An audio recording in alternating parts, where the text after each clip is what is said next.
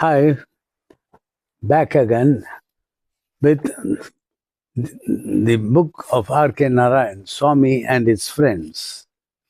And today we are on chapter 7, A New Arrival. Mother had been abed for 2 days past.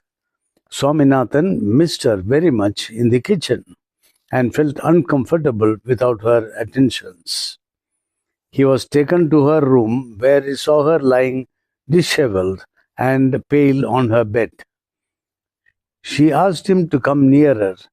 She asked him why he was looking emaciated and if he was not eating and sleeping well.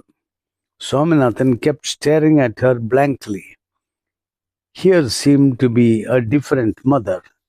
He was cold and reserved when he spoke to her. Her appearance depressed him. He wriggled himself from her grasp and ran out. His granny told him that he was going to have a brother. He received the news without enthusiasm. That night he was allowed to sleep on Granny's bed.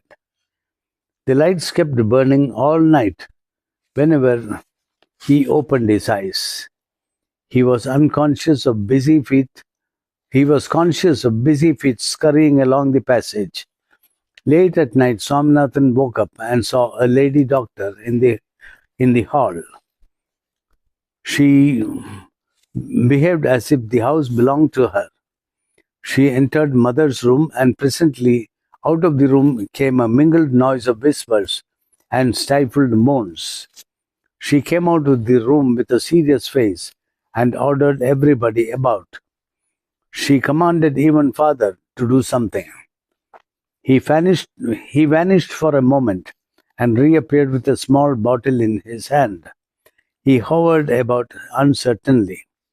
The hushed voices, hurry, seriousness, agitation, hot water, and medicine, preparations for ushering a new person into the world, were too bewildering for Swaminathan's comprehension. Meanwhile, Granny kept asking something of everybody that passed by, and no one troubled to answer her. What did it matter? The 5 carpets in Granny's bed were cozy. Her 5 pillows were snug, and Granny's presence nearby was reassuring. And above all, his eyelids were becoming heavy. What more did he want? He fell asleep. The Tamil Pandit, with his unshaven face and the silver-rimmed spectacles set askew on his nose, was guiding the class through the intricacies of Tamil grammar. Now this is a scene from the school. That one was at home the night and he fell asleep. Now this is obviously the next morning. Tamil Pandit with his unshaven face and the silver-rimmed spectacles set askew on his nose. Askew means not straight but awkwardly on his nose, was guiding the class through the intricacies of Tamil grammar. The guide was more enthusiastic than his followers. A continual buzz filled the air. Boys had formed themselves into small groups and carried on private conversations. The Pandit made faint attempts to silence the class by rapping his palms on the table. After a while, he gave up the attempt and went on with his lecture. He said, "Silence, silence," he said, but nobody paid attention. And so he carried on with his lecture. His voice was scarcely audible. Shankar and a few others sat on the first bench with cocked up ears and busy pencils. Swaminathan and the P sat on the last bench. "I say, P," said Swaminathan, "I got a new brother this morning." The P was interested. "How do you like him?" "Oh, like him? He is hardly anything, such a funny-looking creature," said Swaminathan, and gave what he thought was an imitation of his little brother. He shut his eyes, compressed his lips, folded his hands on his chest, protruded his tongue, and tilted his head from side to side. The P laughed uncontrollably. But Somnathan said, "But this thing has a wonderful pair of hands. So small and plump, you know. But I tell you, his face is awful, red like a chili." They listened to the teacher's lecture for a few minutes. "I say, Swami," said the P, "these things grow up soon. I've seen a baby that was just what your brother is. But you know, when I saw it again during Michaelmas, I could hardly recognize it. So that is a new arrival, a new baby brother for Swami." That is the end of chapter 7. It's a very short chapter. So we go on to chapter 8, before the examinations. In April, just 2 weeks before the examinations, Swaminathan realized that his father was changing for the worse. He was becoming fussy and difficult. He seemed all of a sudden to have made up his mind to harass his son. If the latter was seen chatting with his granny, he was told sourly, "Remember, boy, there is an examination. Your granny can wait, not your examination. Your granny can wait, not your examination." If he was seen wandering behind his mother, he was hunted down and sent to his desk. If his voice was heard anywhere after the taluk office, If his voice was heard anywhere after the taluk office gong had struck 9, a command would come from his father's room. "Swami, why haven't you gone to bed yet? You must get up early and study a bit." That was a trying period in Swaminathan's life. Now, this taluk office is the local municipal office, and it would strike the hour. Every hour it will strike the gong. And so that 9 p.m. Gong was the signal for Swami to go to bed. So when that sound was heard, his father would say, "Swami, why haven't you gone to bed yet? You must get up early and study a bit." This was a trying period in Swaminathan's life. One day he was picked enough to retort, "Why are you so nervous about my examination? Suppose you fail?" "I won't." "Of course you won't if you study hard and answer well. Suppose you fail and all your classmates go up, leaving you behind. You can start doing just what you like on the very day your examination closes." Sorry. Suppose you fail and all your classmates go up, leaving you behind. But if you do your exams, then you can start doing just what you like on the very day your exams close.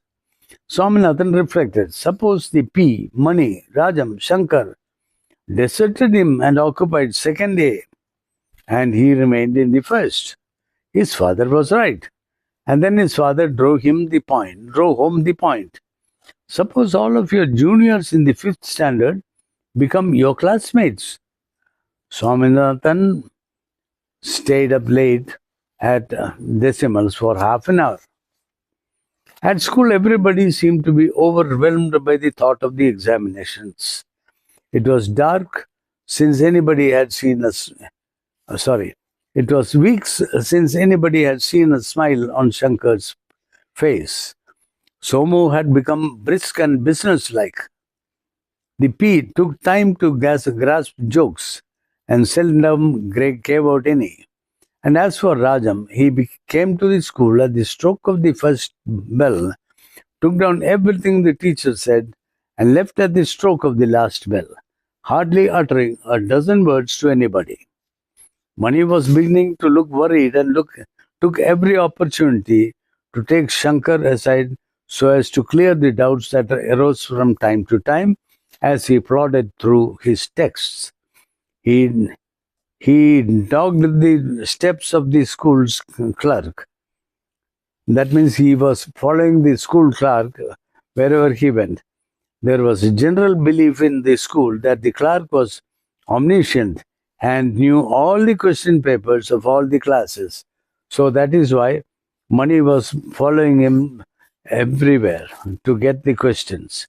One day, Money went to the clerk's house and laid a neat bundle containing fresh brinjals at his feet. So Money is trying to bribe the clerk. He took fresh brinjals and took them to the clerk's house and laid them at his feet. The clerk was pleased and took Money in and seated him on a stool. The clerk looked extremely amiable, and Money felt that he could ask anything at that moment and get it. The clerk was murmuring something about his cat, a lank, ill-fed thing that was nestling close to him. Most of what he was saying did not enter Money's head. He was waiting feverishly to open the topic of question papers. The clerk had meanwhile passed from cats to high flies, but it made little difference to Money, who was waiting for the other to pause for breath to launch his attack. You must never let these eye flies buzz near your eyes. All the cases of eye sores can be traced to it. When you get eye sores, the only thing you can do is to take a slice of raw onion. Money realized that the other would not stop and butted in. There's only a week more for the examination, sir. The clerk was slightly puzzled. Yes, indeed, a week more. You must take care to choose only the juicy variety, the large, juicy variety, not the small onion. Oh, the clerk was still on the onion and the eye flies. Sir, Money interrupted, ignoring the juicy variety. I am much worried about my examinations. He tried to look pathetic. Oh, I am glad. If you read well, you will pass, said the oracle. You see, sir, I am so worried. I don't sleep at night, thinking of the examination. If you could possibly tell me something important, I have such a lot to study. I don't want to study unnecessary things that may not be necessary for the examination. He meandered thus. Meander means wandered around talking. And then the clerk understood what he was driving at, but said, just read all your portions and you will pass. Money realized that diplomacy was not his line. He asked bluntly, please tell me, sir, what questions we are getting for our examination. The clerk denied having any knowledge of the question papers. Money flattered him by asking if he did not know the questions, who else would? But just a little more of the same judicious flattery, the clerk was moved to give what Money believed to be valuable hints. In spite of the fact that he did not know what the first form texts were, the clerk ventured to advise, you must pay particular attention to geography. Maybe you will have to practice map drawing a lot. And in arithmetic, make it a point to solve at least 5 problems every day. And you will be able to tackle arithmetic as easily as you swallow plantains. And what about English? Oh, don't worry about that. Haven't you read all your lessons? Yes, sir, Money replied without conviction. It's all right then. You must read all the important lessons again. And if you have time, yet again. And that will be adequate. These answers satisfied Money greatly. On his way home, he smiled to himself and said that the 4 annas he had invested in brinjals was not, after all, a waste. Money felt important. He secretly pitied his classmates who had to do work coolly without any valuable hints to lighten their labor. He felt he ought to share his good secret with Swaminathan without divulging the source. They were going home from the school. They stopped for a while at the junction of Vinayak Mudali and Grove streets before parting ways. Money said, young man, have you any idea what we are getting for the examinations? Nothing outside the covers of the textbooks, I suppose, said Swaminathan. Money ignored the humor. Now listen to me carefully. Last night from 7 to 10, do you know what I did? Munched groundnuts? Idiot, don't joke. I made 2 maps of India two of Africa, and one map of Europe. Say all the maps in the atlas? Maybe, Manish said, not quite liking the remark. But do I do it with some definite purpose? It may be that I know one or two questions, but don't let the other fellows know anything about it. I may get into trouble. Swaminathan was taken in by the others' seriousness and inferred a moral. Reaching home, Swaminathan felt rather dull. His mother was not at home. Granny was not in a talking mood. He related to her some exciting incidents of the day. Granny, guess what happened in our school today? A boy in first C stabbed another in the forearm with a penknife. What for? Asked Granny mechanically. They were enemies. Finding that it fell flat, he brought out the big event of the day. Granny, there's another thing. The headmaster knocked his toe against a doorpost, and oh, there was such a lot of blood.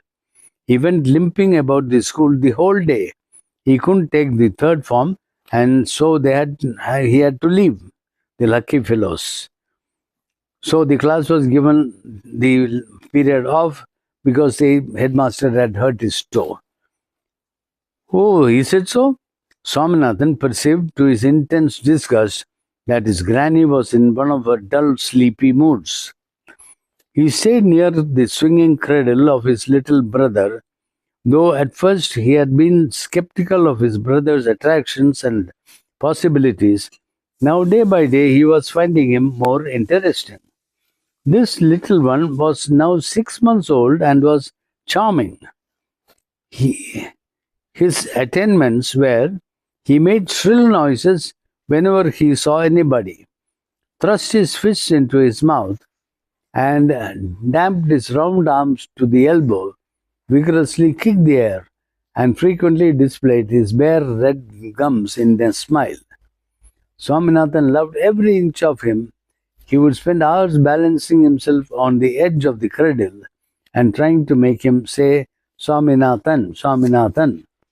The little one would gurgle and Swaminathan would shriek, pretending that it was the other's futile version of his name. Now he peered in and was disappointed to find the baby asleep. He cleared his throat aloud and coughed in the hope of waking him. But the baby slept. He waited for a moment, then tiptoed away, reminding himself that it was best to leave the other alone, as he had a knack of throwing the house in turmoil for the first half hour whenever he awoke from sleep. Staying at home in the evenings was extremely irksome. He sighed at the thought of the sandbanks of Sarayu and Mani's company. But his father had forbidden him to go out till the examinations were over. He often felt he ought to tell his father what he thought of him. But somehow, when one came near doing it, one failed. He would have to endure it after all only for a week. The thought that he would have to put up with his troubles only for a week at worst gave him fresh energy. He sat at his table. The thought that he would have to put up with his troubles only for a week at worst gave him fresh energy. He sat at his table and took out his atlas. He opened the political map of Europe and sat gazing at it. It puzzled him how people managed to live in such a crooked country as Europe. He wondered what the shape of people might be who lived in places where the outline narrowed as in a cape, and how they managed to escape being strangled by the contour of their land. And then another favorite problem began to tease him. How did those map makers find out that Europe was like a camel's head? Probably they stood on high towers and copied what they saw below. He wondered if he would be able to see India as it looked in the map, if he stood on the top of the town hall. If he had never been there, nor ever did he wish to go there. Though he was incredulous, Taylor Ranga persistently informed him that there was a torture chamber in the top story of the town hall to which Pathans decoyed young people. He shook himself from his brown study and copied the map of Europe. Brown study means daydreaming. And copied the map of Europe. He kept the original and his own copy side by side and congratulated himself on his ability to draw. Though his outline looked a little like some strange animal that had part of bull's face and part of camel's. It was past 7 by now, and his father came home. He was greatly pleased to see his son at work. "That's right, boy," he said, looking at the map. Swaminathan felt at that moment that it was worth all the suffering. He turned over the pages and opened out the map of Africa. 2 days before the examination, he sat down to draw up a list of his needs. On a piece of paper, he wrote, "Unruled white paper, 20 sheets. Nibs, 6. Ink, 2 bottles. Clips, pins." Now these nibs, in those days, they used to have pens, which was a long piece of wood or metal, and at its front it had the hole to squeeze in the nib. The nib was separate because nibs could break, and so the nibs would be there, so many, and you could fit in a nib which was maybe sharp or flatter, depending upon whether you want to write sharp or broader letters. So he had 6 nibs, so that he could, even if he broke one, he can use another, and he can have a flat or a broad or a sharp, different nibs. And he had 2 bottles of ink. Then he had clips and pins. He nibbled his pencil and reread the list. The list was disappointing. He had never known that his wants were so few. When he first sat down to draw the list, he had hoped to fill 2 to 3 imposing pages. But now the cold lines on the paper numbered only 5. He scrutinized the list again. Unruled white paper, 20 sheets. He asked himself why he was so particular about the papers being unruled. It was a well-known fact that as he would, his lines had a tendency to curl upwards the right-hand corner of the paper. That would not do for examinations. He had better keep a stock of ruled paper. And then nibs. He wondered how many nibs one would need for an examination. 1, 2, 5. And then the ink column worried him. How much of ink did he buy? Did one buy? After that, he had trouble with the clips and pins. He not only had not the faintest idea of the quantity of each that he would need, but was totally ignorant of the unit of purchase also. Could one go to a shop and demand 6 pins and 6 clips without offending the shopman? At the end, the list was corrected to unruled white paper, 20 sheets, ruled white paper, 10 sheets, black ink, 1 bottle, clips, 3, 6, 12, pins, 6, 12. The list was not satisfactory even now. After pondering over it, he added cardboard pad 1 and 1 rupee for additional expenses. His father was busy in the office. Swaminathan stood before him with the list in his hand. Father was absorbed in his work and did not know that Swaminathan was there. Swaminathan suddenly realized that it would be better to approach his father at some other time. He could be sure of a better reception if he opened the question after food. He tiptoed out.